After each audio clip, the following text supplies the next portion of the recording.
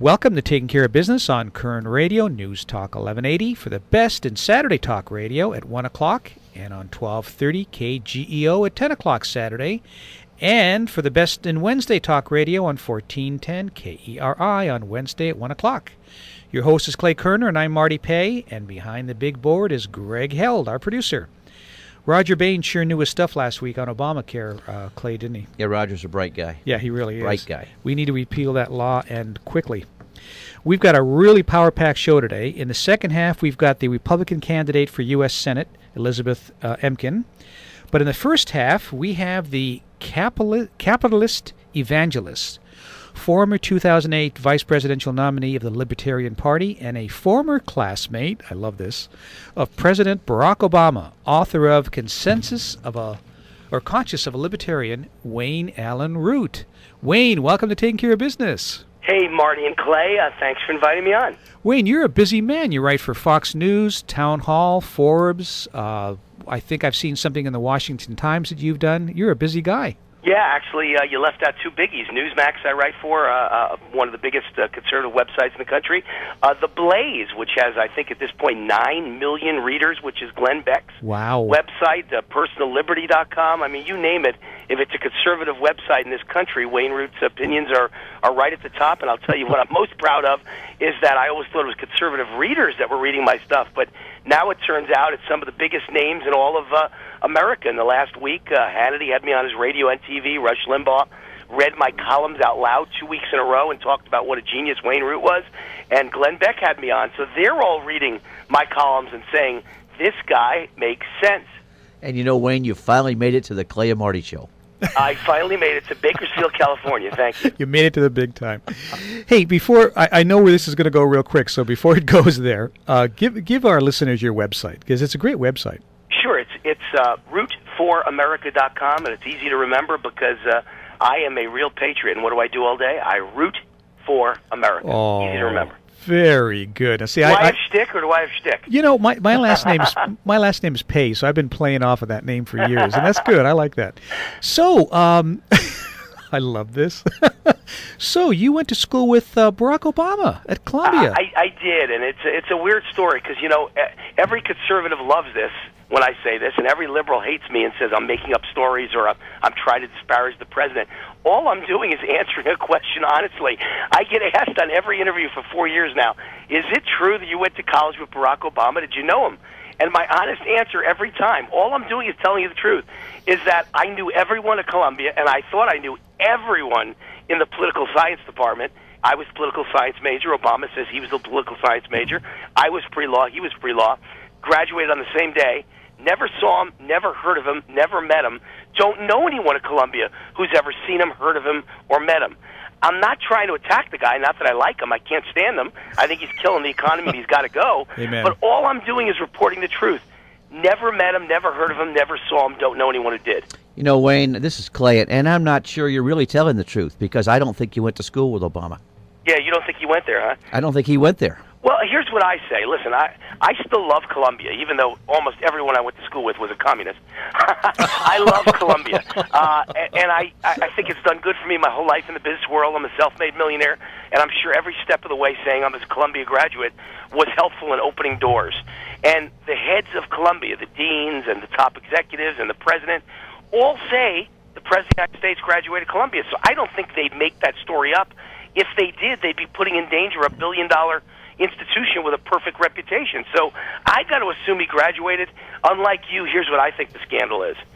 Number one, as I pointed out, I don't think there's any question he was a lousy student and couldn't have gotten in Columbia unless he portrayed himself as a foreign national, right. And he got into Columbia as an Indonesian student. And number two, he never went to class. He's intellectually lazy. He couldn't care less about going to class at the school he was in. And so if you never went to class, how would you get good grades? That's why his records are sealed. Shows he's a C or D average student, maybe below average student. But then how did he get into Harvard Law School? Same answer. Foreign student.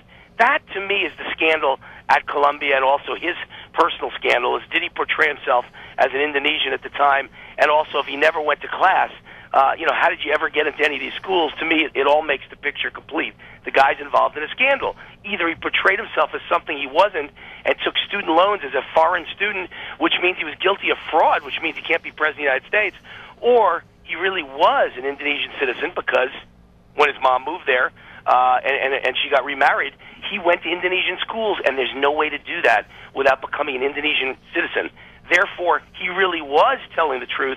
He was a foreign student, which means he's not qualified to be president of the United States today. Wow.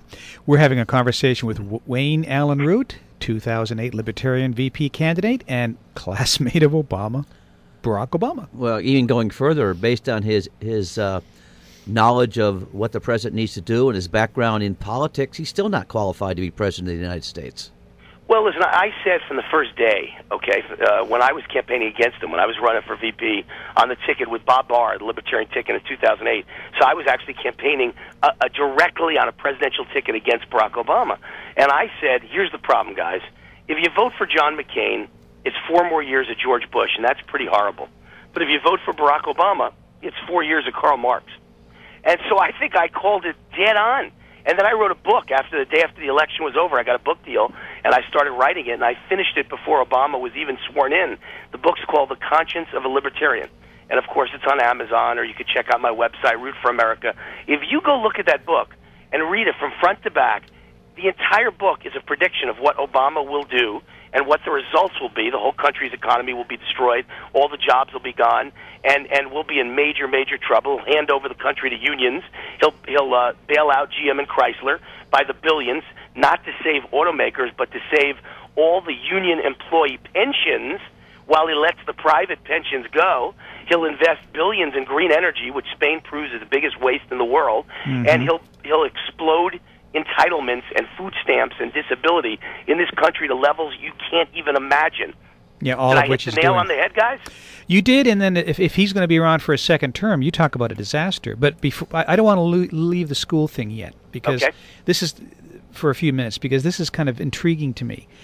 I think it was one of your articles, maybe it was someplace else, where they interviewed, was it 400 students in Columbia? Yes. Yeah, it was Fox News. Wall Street Journal did a commentary in 2008, and they said Fox News called 400 of my classmates and never found one who ever knew or met or saw Barack Obama. Just what I'm saying. So it isn't like anyone could ever accuse me of making this up, or maybe Wayne didn't know as many people as he thought he did. 400 out of our class of 700 got called by Fox News, and not one person ever heard of Obama.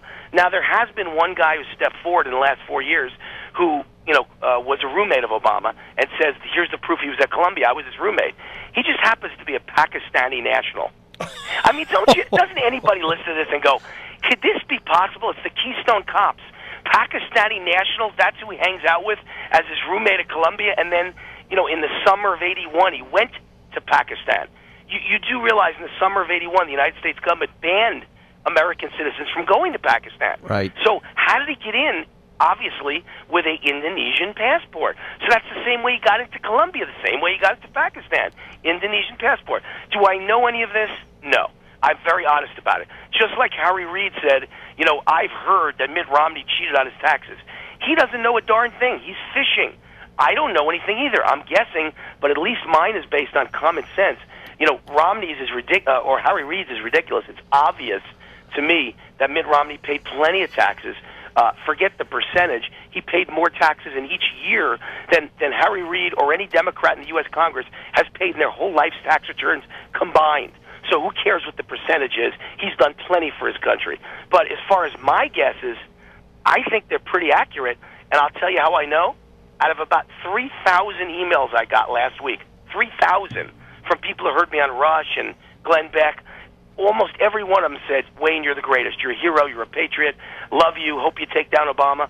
But 2 of them came from people that said, I hate your guts. I'm a huge Democrat. I love Obama. Go crawl back in the hole you came from. Those 2 both signed the letter with their real name. They're both attorneys in New York, and they're both attorneys that graduated Columbia Law School. And they said, you're damaging our college. You're killing our classmate here. This is terrible. We hate you. But you know what both of them admitted in the letters? They don't know Obama. You're probably, no, worse. They said, you're probably right. I'm a lawyer. I have good deduction abilities, I think Obama did get into Colombia as an Indonesian citizen. Who cares? He was a dual citizen. That means he had both Indonesia and American passports and citizenship, and that's not illegal, and therefore he can still be president of the United States. So even my two biggest liberal critics from Colombia both admitted they think I'm probably right. And so my answer to them was, no, you guys are mistaken about something. Let me enlighten you. This is what I wrote back to him. I said, first of all, you assume he had dual citizenship. I believe that he gave up his American citizenship to become a citizen of Indonesia. That's their requirement. You can't have dual citizenship in Indonesia, so you have to renounce your American to get the Indonesian, and he would have done that at a young age. It's not his fault. I'm not even blaming him. He was a young kid. Then when he came back to America, the act of announcing yourself in college on forms to get student loans as an Indonesian citizen is a second renouncement, in my opinion, legal announcement, a renouncement of your American citizenship, and therefore at that point he gave up American citizenship forever. Exactly. When we come back from the break, I want to make a comment on that, and then I want to talk to you about Paul Ryan a little bit, okay? Okay. We'll be back in a moment on Taking Care of Business on Koerner Radio, News Talk 1180.